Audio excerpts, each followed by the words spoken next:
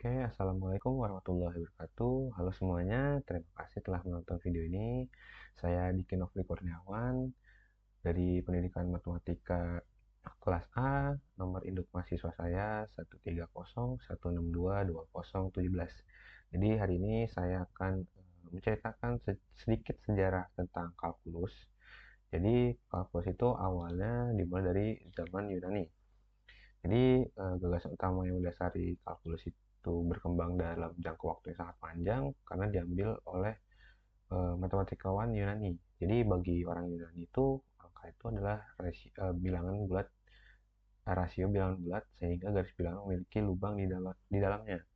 Mereka mengatasi kesulitan ini dengan menggunakan panjang, luas dan volume sebagai tambahan pada angka. Karena bagi orang Yunani itu tidak semua panjang itu adalah angka. Nah, sekitar 450 sebelum Masehi, Zeno memberikan sebuah masalah yang didasarkan pada ketidakterbatasan. Misalnya, ia berpendapat bahwa gerak itu tidak mungkin. Nah, pendapatnya itu seperti ini, jika sebuah benda bergerak dari A ke B, maka sebelum mencapai titik B, benda tersebut melewati titik tengah. Nah, lalu Leucippus, Demokritus, dan Antipon juga memberikan kontribusi terhadap metode Yunani eh, pada tahun 370 sebelum Masehi. Karena eh, mereka menganggap area yang diukur meluas, yang diukur itu meluas sehingga mencakup lebih banyak area yang dibutuhkan. Nah, perkembangan kalkulus sampai tahun 1600-an itu tidak ada perkembangan. Lalu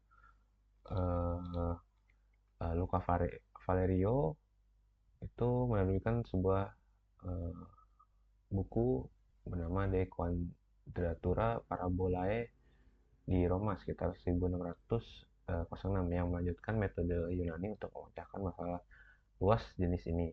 Lalu Kepler juga dalam karyanya tentang gerak planet itu harus menemukan luas sektor elips. Metodenya itu terdiri dari menganggap luas sebagai jumlah garis. Bentuk integrasi kasar lainnya, tetapi Kepler itu tidak punya banyak waktu untuk ketelitian yang Yunani gunakan sebelumnya. Dan uh, cukup beruntung untuk mendapatkan jawaban yang benar setelah membuat dua kesalahan dalam pembatalan karya ini. Nah, Robert Val itu mempertimbangkan masalah-masalah sejenis, tetapi jauh lebih teliti daripada si Cavalieri. Robert Val itu memandang area antara kurva dan garis sebagai sesuatu yang terdiri dari jumlah tak terhingga. Dari potongan persegi panjang yang sempitnya tak terhingga, ia menerapkan hal ini pada integral x pangkat m dari 0 sampai 1 yang ditunjukkan eh, memiliki nilai perkiraan. Fermat juga menyelidiki nilai maksimum dan minimum dengan mempertimbangkan kapan garis singgung kurva sejajar dengan sumbu x. Ia menulis surat kepada Descartes dan memberikan metode yang pada dasarnya itu sama dengan yang ia gunakan saat ini, yaitu menemukan nilai maksimum dan minimum dengan menghitung saat turunan fungsi tersebut bernilai 0. Bahkan berkat karya beliau ini, Lagrange menyatakan dengan jelas bahwa ia menganggap Fermat ini sebagai penemu kalkulus. Nah, jadi kegunaan kalkulus hingga saat ini tuh memiliki banyak kegunaan di dalam berbagai bidang.